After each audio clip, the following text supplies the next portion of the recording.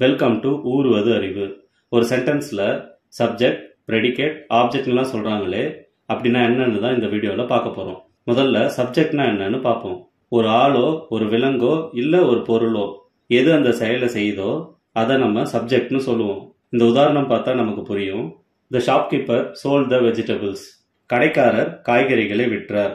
இங்க கடைக்காரர் தான் காய்கறிகளை விற்கிற செயலை செய்யறாரு. அதனால கடைக்காரர் அதாவது ஷாப்கீப்பரை நம்ம சப்ஜெக்ட்னு சொல்லுவோம். ரெண்டாவது ப்ரெடிகேட்னா என்னன்னு பார்ப்போம்.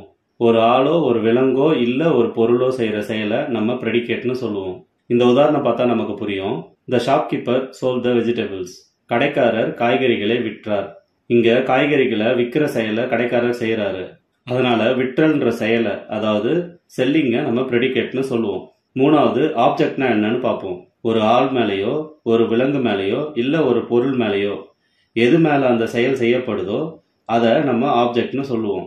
இதை வேற மாதிரி சொல்லணும்னா, ஒரு ஆளோ ஒரு விலங்கோ இல்ல ஒரு பொருளோ எது அந்த செயலை வாங்குதோ அதை நம்ம ஆப்ஜெக்ட்னு சொல்லுவோம். இந்த உதாரணம் பார்த்தா உங்களுக்கு புரியும். த ஷாப்கீப்பர் சோல்டு த வெஜிடபிள்ஸ். கடைக்காரர் காய்கறிகளை விற்றார். இங்க காய்கறிகள் விற்கப்படுது, அதாவது காய்கறிகள் மேல அந்த செயல் செய்யப்படுது. அதனால காய்கறியை அதாவது வெஜிடபிள்ஸை நம்ம ஆப்ஜெக்ட்னு சொல்லுவோம்.